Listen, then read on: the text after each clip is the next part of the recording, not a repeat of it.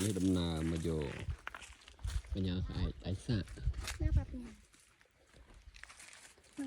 ញ៉ាំតែសាក់វាជ្រុះមកមុនឃើញម្ដងបានយកអានេះមកនេះសដើមប្រង់ប្រមាណបងបាទដើមប្រង់ល្អណាស់ហើយនេះសផ្លែល្អទៀតអូអត់ទេដល់ហើយស្អាតជ័យមកស្នាមតន់ធ្លាក់ភ្លៀងដល់1 ម៉ែត្រប្រៃដឹងញុកមករលលេងឃើញនេះបញ្ញាបាទបញ្ញានេះធំណាស់បាទបញ្ញាក្អែកបញ្ញាល្អបាទនេះហៅបញ្ញាដើមសមប្រហែលបញ្ញាដើមឃើញនេះឆេះព្រៃមកតាស្នាមវាអត់ឆេះព្រៃតាមនេះណាបាទឆេះព្រៃអស់ហើយតែនេះទៅរំលាស់ថ្មីប៉ុន្តែឆេះមកសំណាងដែល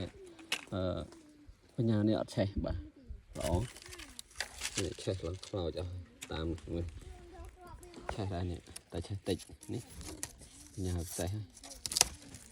នេះមិនឆេះប៉ុន្តែជាក់ស្ដែងគឺដើមនឹងអត់ឆេះទេបាទ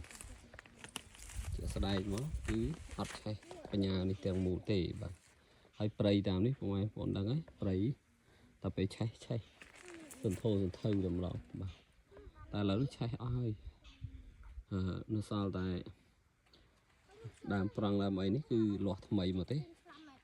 នេះបាទហើយនេះគឺឆេះអស់នៅសល់តែបញ្ញាទាំងទូមេឃបញ្ញាធំបាទហើយបញ្ញាតែសាក់ទៀតបាទ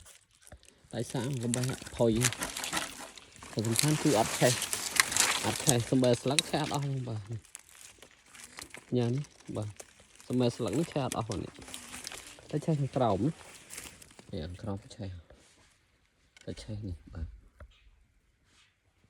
នេះឆេះមួយកណាត់ឆេះមួយចំនួនបាទតែអាខាងលើនេះអត់ឆេះទេបាទអត់ឆេះទេនេះមើលហើយស្លឹកនេះសុកចិត្តនៅឡើងស្រួយប្រាវតែអត់ឆេះបាទល្អតាមតែបោះតៃសាក់កម្រជួបបាទនៅជួបឲ្យមាននិស័យយកទៅផ្ទះវិញធំណាស់បាទបញ្ញានេះដើមបញ្ញាធំតែម្ដងនេះដើមមេឃបញ្ញាធំនេះឆេះអស់មួយចំនួនតែអស់ចាต้องឆេះមិនអស់បាទអស់ចាដែរអត់អស់ទេស្លឹកនៅស្រួយប្រាវខាងក្រោមឆេះហើយល្អណាស់បាទហើយចាំមើលវីដេអូក្រោយខ្ញុំនឹងធ្វើការកាយច្នៃនៃបញ្ញានេះទៅជាអង្កាំខ្សែដៃខ្សែកឬក៏ជាតួអង្គព្រះអង្គផ្សេងជាតួអង្គព្រះអង្គបិទមុខជាតួអង្គព្រះអង្គខ្វាមបាទគឺបញ្ញាល្អអញ្ចឹងគឺយើងធ្វើជារបស់អញ្ចឹងគឺមានភាពល្អផ្សើរពិសេសផ្សារបាទរបស់កម្រមិនធ្លាប់មានរបស់កម្រហ្នឹងគឺកម្រត្រង់តៃសាក់ធ្លាក់មកនេះណាបាក់ហើយមេឃនេះដែរបាក់មកដែរឆេះតិចពេលភ្លើងចេះព្រៃមកឆេះតិចហើយសាក់ព្រៃបាទព្រៃតែទៅម្លាស់វិញទេណាគឺភ្លើងព្រៃឆេះអស់ទៅម្លាស់វិញសម្ដីដើមប្រង់នេះឆេះឡើង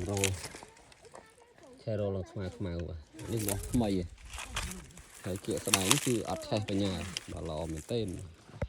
អរគុណបាទអរគុណបងប្អូនអរគ្នាសម្រាប់ការមើលទស្សនាវីដេអូមួយនេះ